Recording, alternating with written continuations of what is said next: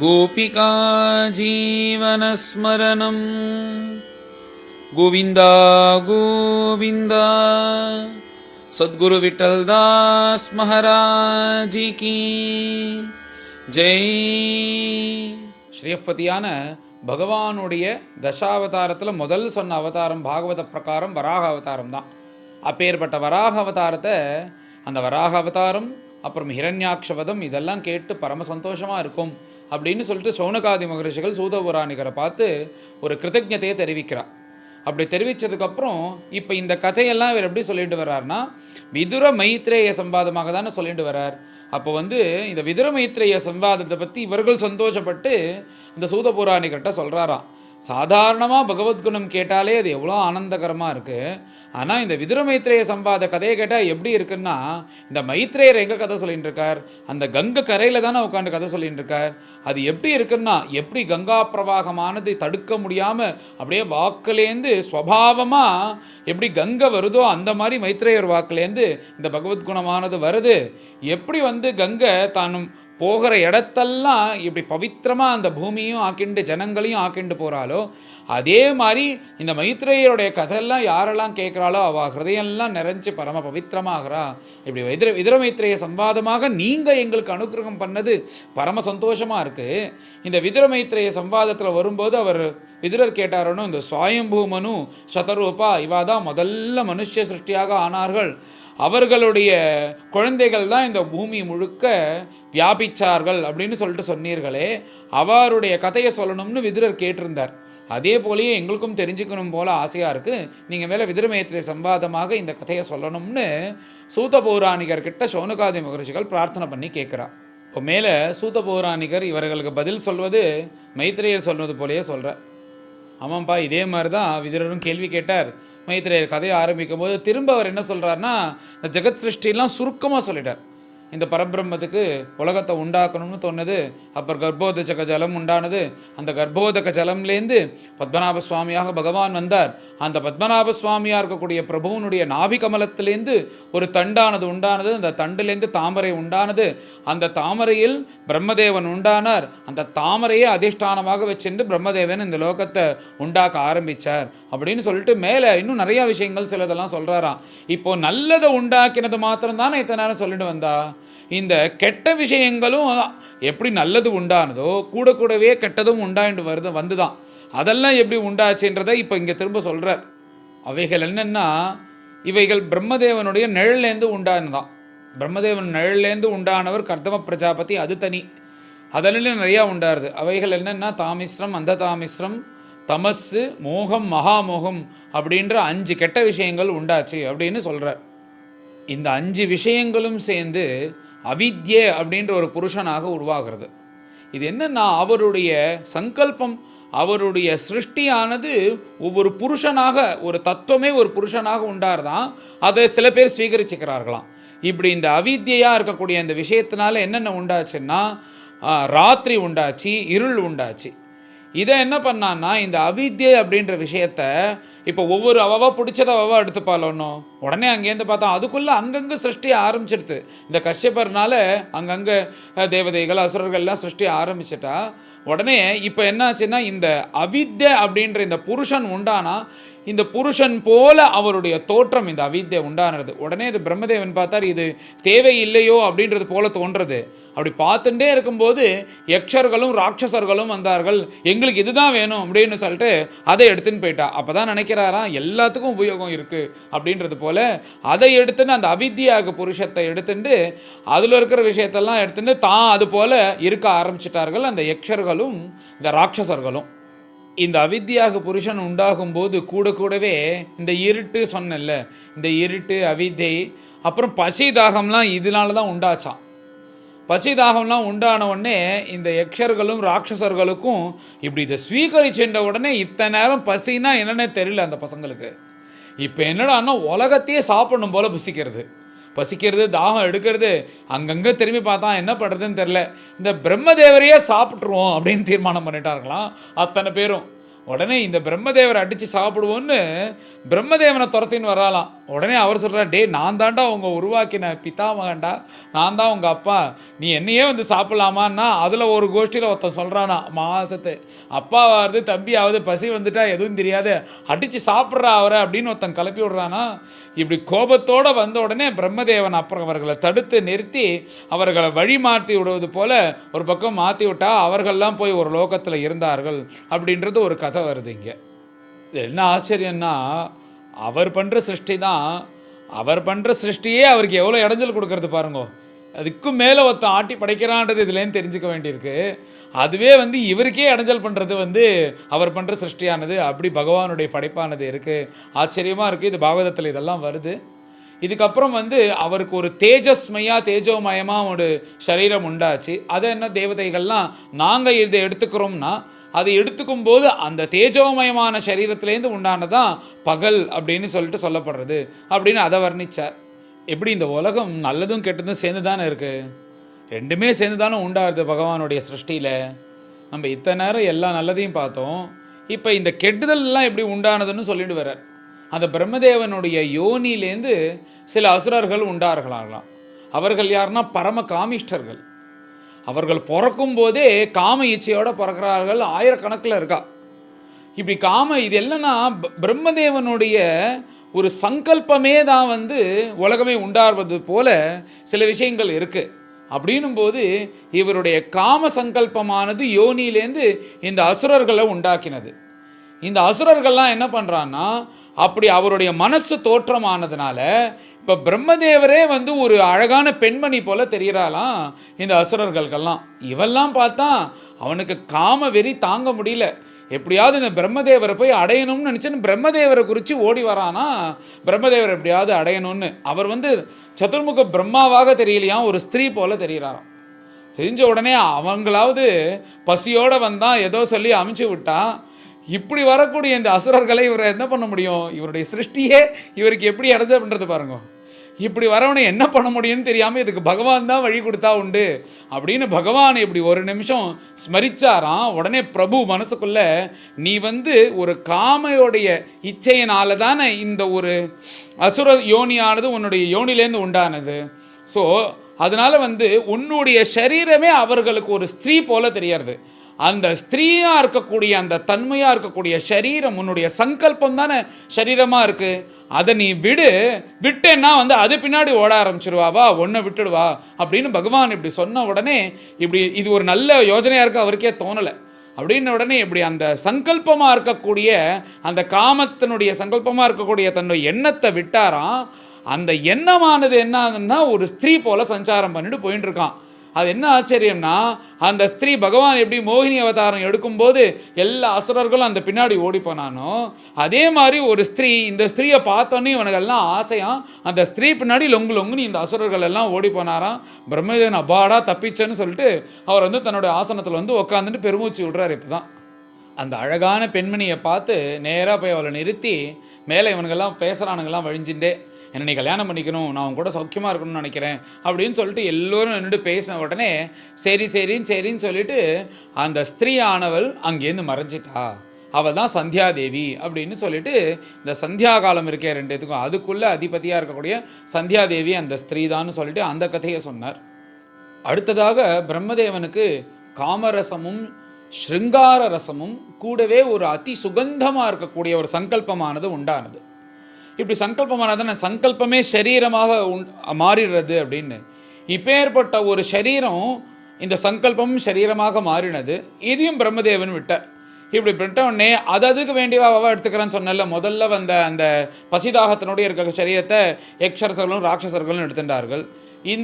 இந்த யோனிலேருந்து வரக்கூடிய இந்த அசுரர்கள்லாம் இந்த சந்தியாதேவி எடுத்துட்டா அப்படின்னு சொன்ன உடனே இப்படி இருக்கிற இந்த ஸ்ருங்கார ரசத்தோடு இருந்துட்டு அதி சுகந்தமாக பார்க்கறதுக்கே நன்னா இருக்கக்கூடிய இந்த சரீரத்தை அங்கேருந்து கொடுக்குடுன்னு கந்தர்வர்களும் சித்தர்களும் எங்களுக்கு இது வேணும்னு எடுத்துன்னு போனார்கள். அதனால தான் கந்தர்வர்கள் தான் இந்த உலகத்திலே அழகானவர்கள்.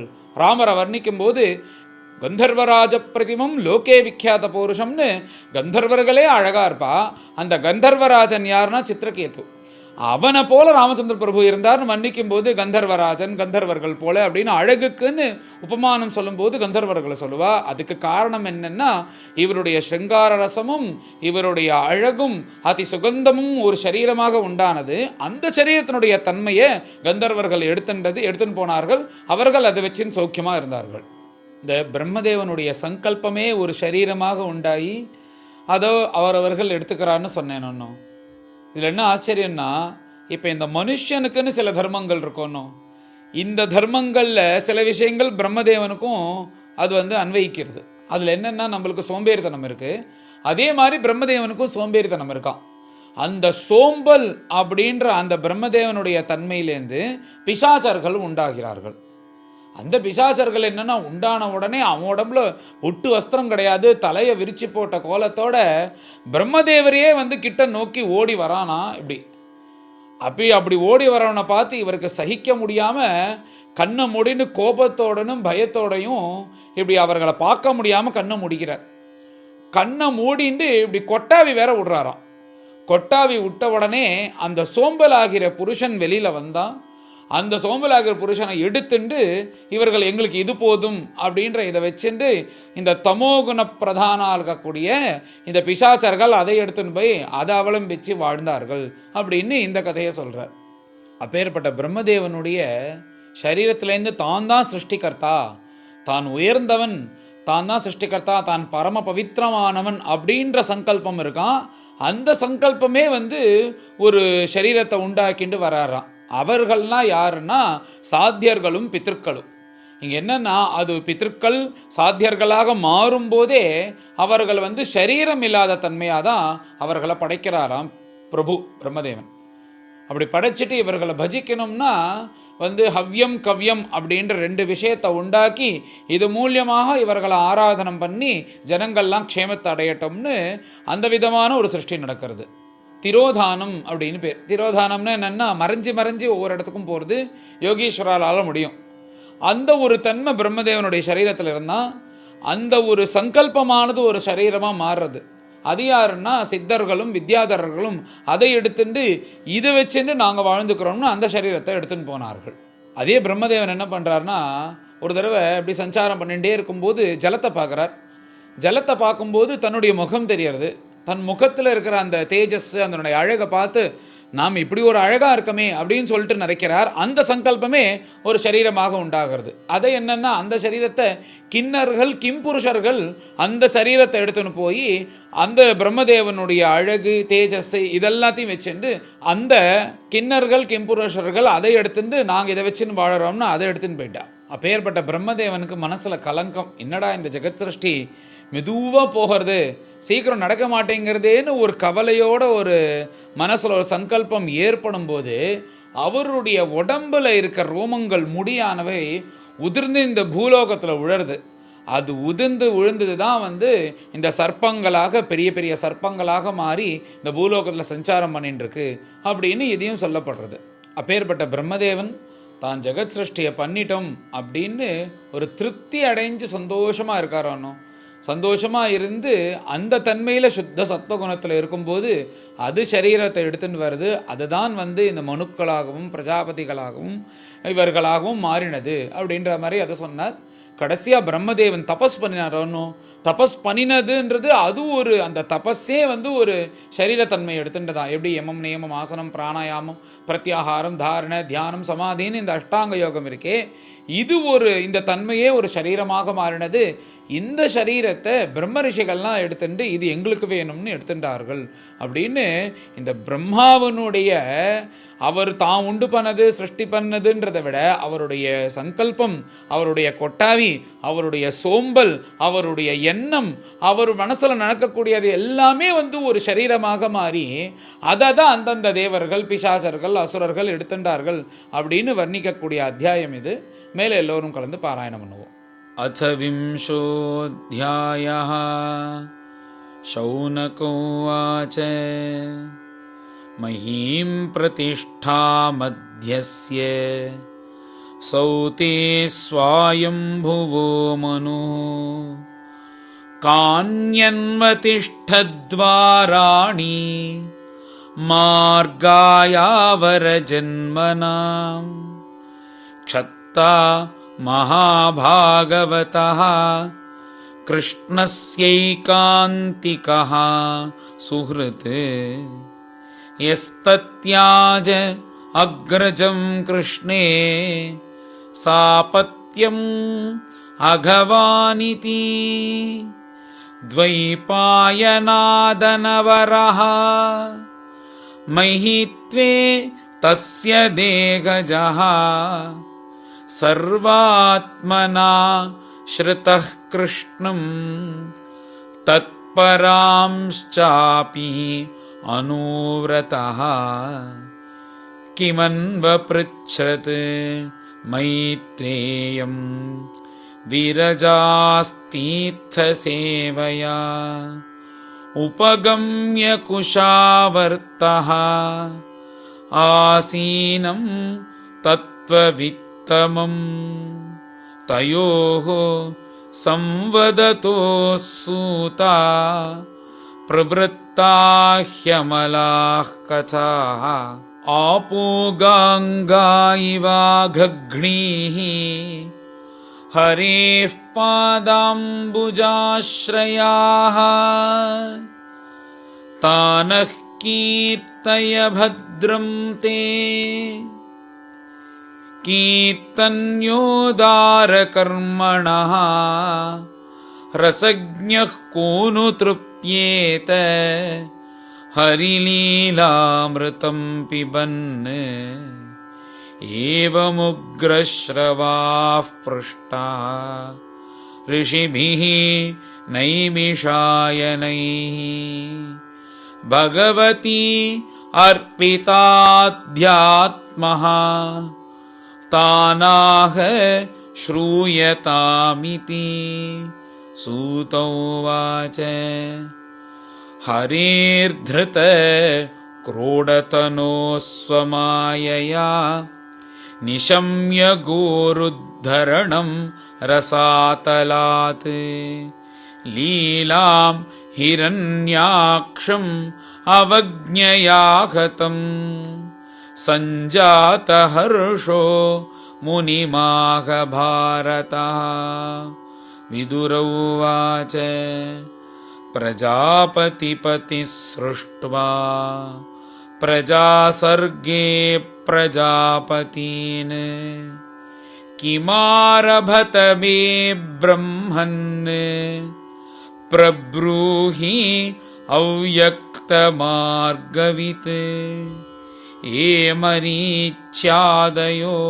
विप्राः यस्तु स्वायम्भुवो मनुः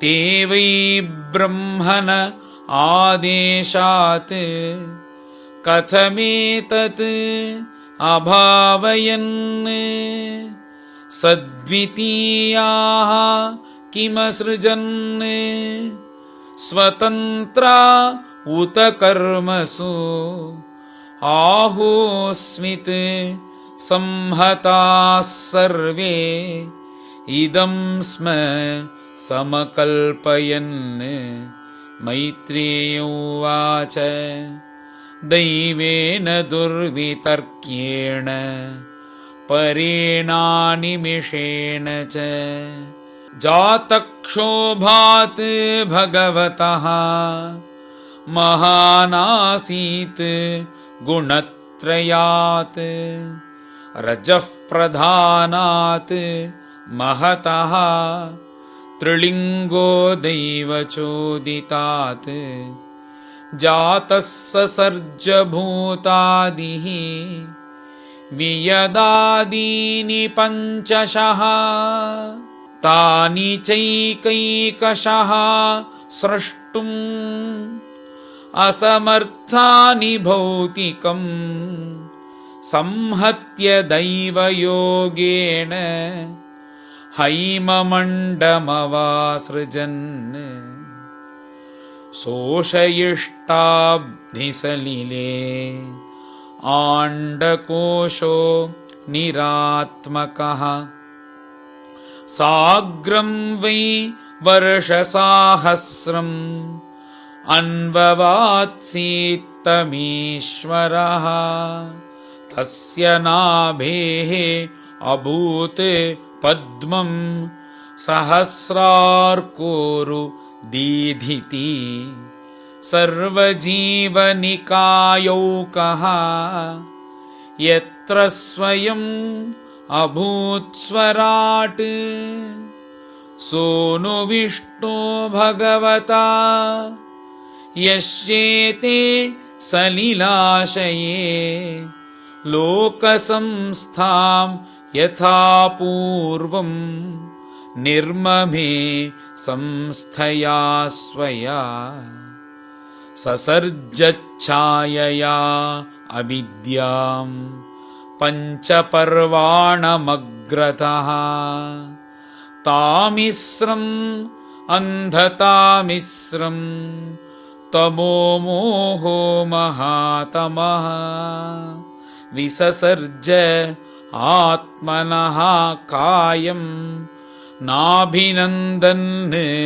तमोमयम् जगृहुः यक्षरक्षांसि रात्रिं क्षुत्रुट् समुद्भवाम् क्षुत्रुभ्याम् उपसृष्टास्ते तं जग्धुम् अभिदुद्रुवुः मारक्षतैनं जक्षध्वम् इत्यूचुः क्षुत्रुडर्दिताः देवस्थानाः संविघ्नः मां जक्षत रक्षत अहो मे यक्षरक्षांसि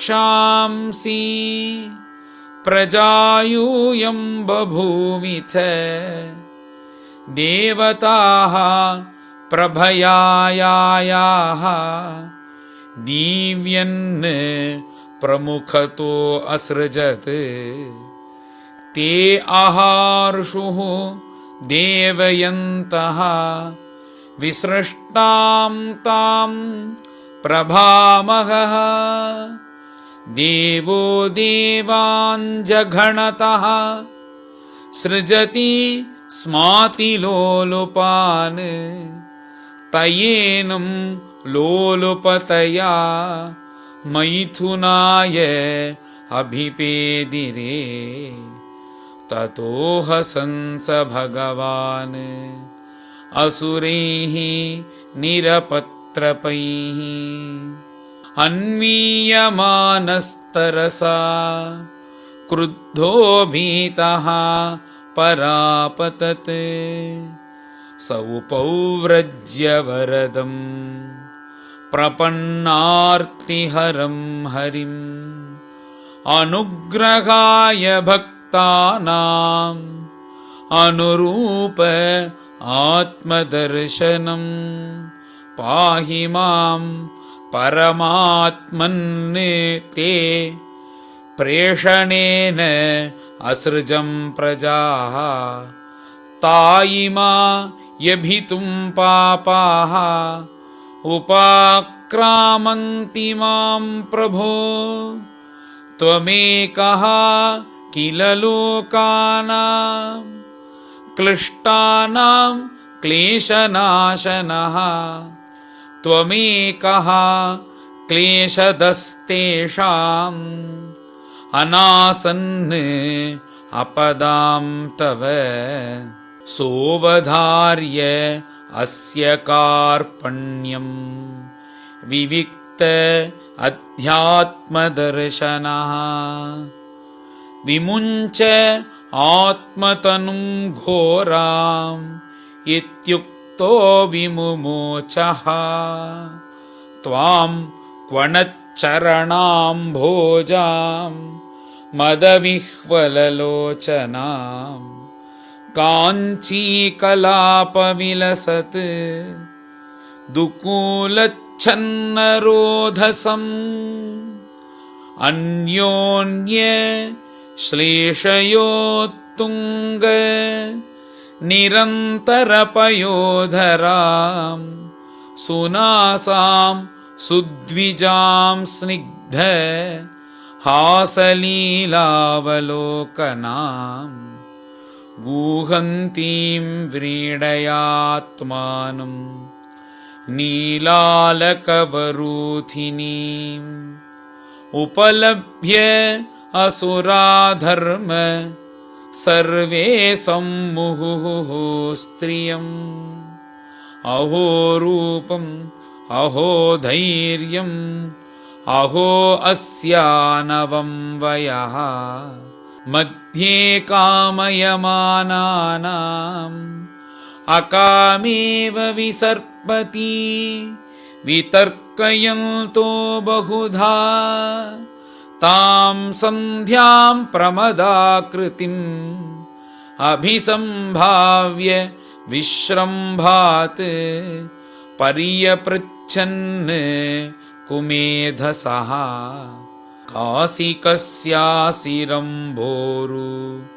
को वार्थस्ते अत्र भामिनी रूपद्रविणपन्येन दुर्भगान्नो विबाधसे यावा काचित्त्वम् अबले दिष्ट्या सन्दर्शनं तव उत्सुनोषि ईक्षमाणानां कन्दुकक्रीडया मनः नैकत्र ते जयति शालिनि पादपद्मम् घ्रन्त्यामुहुः करतलेन पतत्पतङ्गम् मध्यं विषीदति बृहत्स्तनभारभीतम् शान्तेव दृष्टिरमला सुशिखासमूहः इति सायं तनीं सन्ध्याम् असुराः प्रमदायतीम् प्रलोभयन्तीं जगृहुः मत्वा मूढधियस्त्रियम् प्रहस्य भावगम्भीरम् जिघ्रन्ति आत्मानमात्मना कान्त्या ससर्ज भगवान् गन्धर्वाप्सरसां गणान् विससर्जतनुं तां वै ज्योत्स्नां कान्तिमतीं प्रियां तयेव चाददुः प्रीत्या विश्वावसुपुरोगमाः सृष्ट्वा भूतपिशाचांश्च भगवान् आत्मतन्द्रिणा दिग्वाससो मुक्तकेशान् वीक्ष्य चामीलयदृशौ जगृहुः तद्विसृष्टां तां जृम्भणाख्यां तनुं प्रभोः निद्राम् इन्द्रियविक्लेदः यया भूतेषु दृश्यते येन उच्छिष्टान् दर्शयन्ति तमुन्मादं प्रचक्षते ऊर्जस्वन्तं मन्यमानः आत्मानं भगवानजः साध्यान् गणान् पितृगणान् परोक्षेण असृजत् प्रभुः त आत्मसर्गं तं कायं पितरः प्रतिपेदिरे साध्येभ्यश्च पितृभ्यश्च कवयो यद्वितन्वते सिद्धान् विद्याधरांश्चैव तिरोधानेन सोऽसृजत् तेभ्यो अददात् तमात्मानम् अन्तर्धानाख्यम् अद्भुतम् स किन्नरान् किं पुरुषान् प्रत्यात्म्येन असृजत् प्रभु मानयन् आत्मनात्मानम् आत्माभासं विलोकयन् ते तु तज्जगृहु रूपम् त्यक्तं यत् परमेष्ठिना मिथुनीभूय गायन्तः तमेवोषसि कर्मभिः देहेन वै भोगवता शयानो बहुचिन्तया सर्गे अनुपचिते क्रोधात् उत्ससर्जः तद्वपुः ये हीयन्तामुतः केशाः अहयस्तेऽङ्गजज्ञिरे सर्पाः प्रसर्पतः क्रूराः नागाभोगोरुकन्धराः स आत्मानं मन्यमानः कृतकृत्यम् इवात्मभूः तदा मनून् ससर्जान्ते मनसा लोकभावनान् तेभ्यः सः अत्यसृजत् स्वीयं पुरं पुरुषमात्मवान् तान् दृष्ट्वा ये पुरा सृष्टाः प्रशंसुः प्रजापतिम् अहो ये तत् जगत्स्रष्टः सुकृतं बत ते कृतं प्रतिष्ठिताः क्रिया यस्मिन् साकमन्नमदामहे तपसा विद्यया युक्तः योगेन सुसमाधिना ऋषीन् ऋषिः हृषीकेशः ससर्जाभिमताः प्रजाः तेभ्यश्च एकैकशः स्वस्य देहस्यांशमदादजः